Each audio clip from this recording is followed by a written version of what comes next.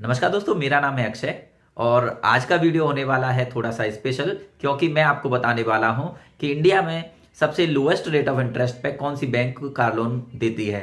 तो हाँ, अगर आप कोई नई गाड़ी परचेज करना चाह रहे हैं और उसके लिए कार लोन लेने का भी प्लान कर रहे हैं तो इस वीडियो को पूरा देखिएगा।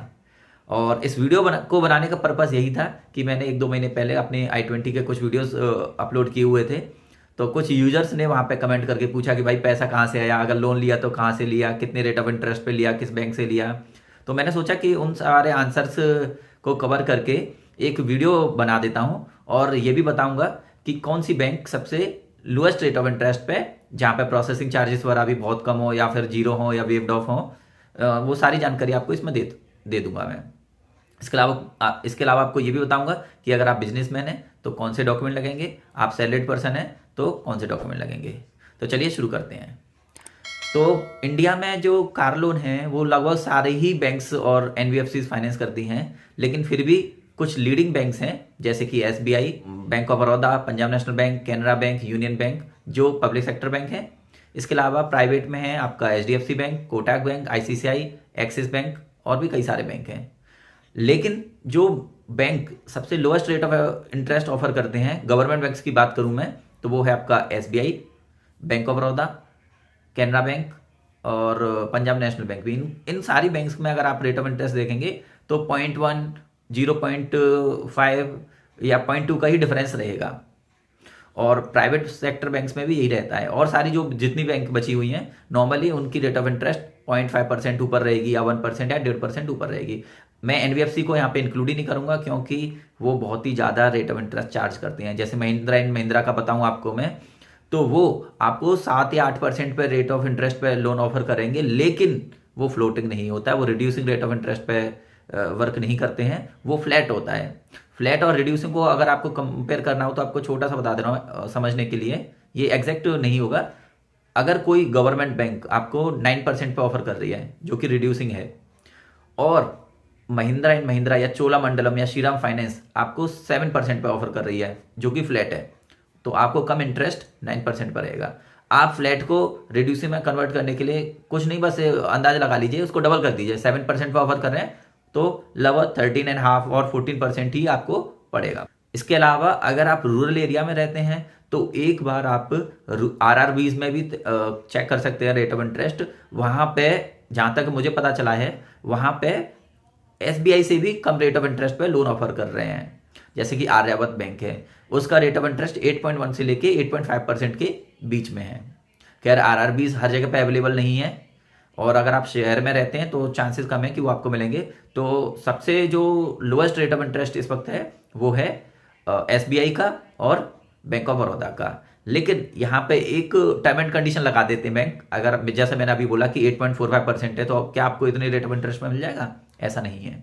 वहाँ पे टर्म एंड कंडीशन क्या रहती है, जैसे कि एसबीआई अगर आपका सिविल स्कोर 813 या इससे ऊपर है तो ही आपको लोएस्ट रेट ऑफ इंटरेस्ट मिलेगा।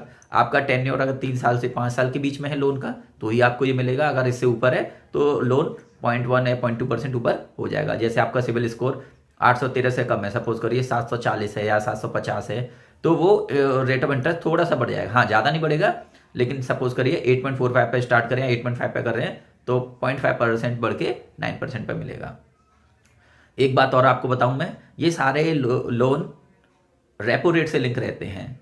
तो जैसे कि रेपो रेट से लिंक होने का मतलब क्या है, जब भी आरबीआई रेपो रेट बढ़ाएगा तो बाय डिफॉल्ट आपका लोन का ईएमआई भी बढ़ जाएगा। सपोज करिए आपने लिया है लोन 9% पे और आरबीआई ने रेपो रेट बढ़ा दिया 0.5%, तो पूरे चांसेस हैं कि बैंक भी उसी प्रपोर्शन में आपका लोन का जो रेट ऑफ इंटरेस्ट है वो भी बढ़ा देगा। ऐसा नहीं है कि आज आपने 9% पे लिया, एक साल बाद आरबीआई ने 1% रेपो रेट बढ़ाया तो वो रेट ऑफ इंटरेस्ट एप्लीकेबल नहीं रहेगा। आपको सिर्फ एक साल के लिए ही बेनिफिट मिलेगा अभी वाला। एक साल के बाद में जो भी उस वक्त का एग्जिस्टिंग रेट ऑफ इंटरेस्ट होगा आपको ईएमआई उसी के हिसाब से पे करनी पड़ेगी। इसी वजह से आपने देखा होगा न्यूज़ पेपर वगैरह में भी हेडिंग्स आती हैं जब भी आरबीआई रेपो रेट बढ़ाता है कि अब से कर्ज हुआ महंगा, जो जो एग्जिस्टिंग कस्टमर्स हैं उनकी ईएमआई भी बढ़ जाएंगी।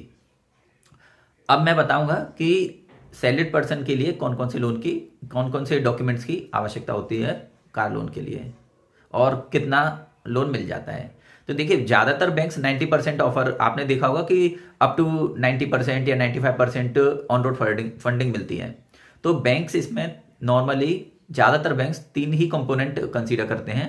पहला जो गाड़ी की एक्स शोरूम प्राइस, दूसरा उसका इंश्योरेंस, तीसरा रजिस्ट्रेशन। कुछ बैंक्स कुछ पर्टिकुलर अमाउंट है जैसे 20,000, 25,000, 30,000 रुपये तक की एसेसरीज को भी इंक्लूड करते हैं। इसके अलावा अगर आप सोचेंगे कि उसमें और भी कंपोनेंट जैसे 1.5 लाख की एसेसरीज लगवा लें, जैसे कि महिंद्रा वगैरह, थार वगैरह में लगा के देते हैं, या 1 लाख की लगाएं, तो बैंक उसको कंसीडर नहीं करते हैं। बैंक नॉर्मली 3 ही चीज़ों को कंसीडर करते हैं जो कि मैंडेटरी हैं, एक्स शोरूम प्राइस, रजिस्ट्रेशन और इंश्योरेंस। ठीक है, इसका वो 90% लोन लगभग दे देते हैं ज़्यादातर बैंक।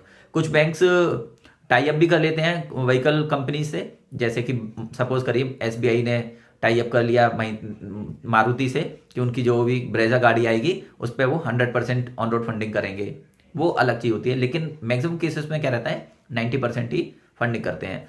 इसमें भी एक वो टर्म एंड कंडीशन लगा देते हैं कि अगर लोन अमाउंट 10 लाख तक रहेगा तो आपको 10% मार्जिन देना है, अगर 10 लाख से अबव रहेगा तो आपको 15% देना है, अगर 20 लाख से अबव रहेगा तो आपको 20% मार्जिन देना है। मार्जिन मनी क्या रहता है, जैसे आपकी गाड़ी है 20 लाख की और बैंक ने बोला कि 20% मार्जिन आपको तो देना है, तो 20 × 2 मतलब 4 लाख रुपए आपको देने हैं, बचे हुए 16 लाख रुपए बैंक पास कर देगा एज अ लोन।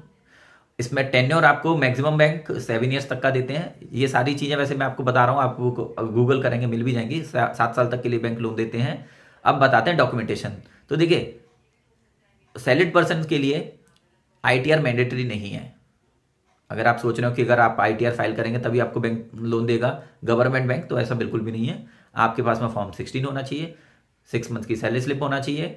देखिए 2 साल का फॉर्म 16, 6 मंथ की सैलरी स्लिप और 6 मंथ्स का अकाउंट स्टेटमेंट, आधार कार्ड, पैन कार्ड, 2 फोटो।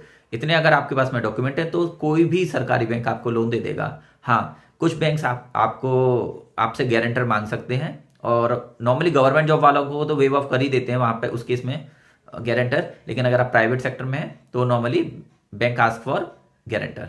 और एक और बात, अगर प्राइवेट में भी आप जॉब कर रहे हैं तब भी यही डॉक्यूमेंटेशन रहेंगे, सरकारी में तब भी ये डॉक्यूमेंटेशन रहेंगे सैलरीड पर्सन के लिए। ITR is not mandatory at all for salaried class person. ठीक है, अब आते हैं अपने बिजनेस क्लास पर्सन के लिए। तो इसमें भी लगभग सेम ही रूल है। 3 साल के ITR चाहिए होंगे विद कंप्यूटेशन, बैलेंस शीट चाहिए होगी और trading and profit and loss account statement चाहिए होगा। अब जो भी करंट अकाउंट चल रहा है या बिजनेस अकाउंट जो भी चल रहा है उसका स्टेटमेंट भी चाहिए होगा, आधार कार्ड, पैन कार्ड, 2 फोटोज। यही लोन अगर आप किसी NBFC से लेना चाहेंगे तो डॉक्यूमेंट्स में काफ़ी फ्लेक्सिबिलिटी मिल जाती है, लेकिन वो रेट ऑफ इंटरेस्ट बहुत ही चार्ज करते हैं, जैसे कि 18%, 20%, तो वो कोई फ़ायदे का सौदा नहीं है। मैक्सिमम पब्लिक सेक्टर बैंक्स में प्रोसेसिंग चार्जेस इस वक्त वेव्ड ऑफ है और मैक्सिमम पब्लिक सेक्टर बैंक्स में कोई भी पार्ट पेमेंट चार्ज या फोरक्लोज चार्जेस नहीं होता है। हाँ, उसमें टर्म एंड कंडीशन इस तरह जरूर लगा देते हैं, जैसे कि SBI, वहाँ पे अगर आप 2 साल से पहले लोन क्लोज करेंगे तो फोरक्लोजर चार्जेस हैं। अगर आप कैनरा बैंक से लोन लेना चाहते हैं और फोरक्लोज करना चाहते हैं 1 साल से पहले या 2 साल से पहले, वहाँ कुछ भी नहीं है। आप भले ही डे 1 1 दिन के बाद भी अगर लोन क्लोज करेंगे तो कोई फोरक्लोजर चार्जेस नहीं है। तो आप ये रेस्पेक्टिव बैंक्स की वेबसाइट पे गाइडलाइंस में पढ़ सकते हैं, उनकी जो भी टर्म एंड कंडीशंस हैं। सरकारी बैंकों की सर्विस थोड़ा बहुत 19-20 हो सकती है, लेकिन आपको कोई हिडन टर्म एंड कंडीशन या चार्जेस नहीं रहते हैं जैसा कि आपको NBFCs में आए या प्राइवेट सेक्टर बैंक्स में मिलेंगे। जैसे प्राइवेट सेक्टर बैंक्स में फोरक्लोज चार्जेस ज़्यादा रहते हैं, पार्ट पेमेंट करने जाएंगे तो उसके चार्जेस रहेंगे। गवर्नमेंट बैंक में ऐसा नहीं है। उम्मीद करता हूँ आपको ये वीडियो पसंद आया होगा और मैं आपके प्रश्नों का जवाब दे पाया हूँ। फिर भी अगर आपका कोई डाउट है तो आप कमेंट करके पूछ सकते हैं। तब तक के लिए टाटा, बाय बाय। और हाँ, अगर चैनल को सब्सक्राइब नहीं किया है तो सब्सक्राइब कर देना और वीडियो को लाइक जरूर कर देना। मिलते हैं फिर किसी और वीडियो में।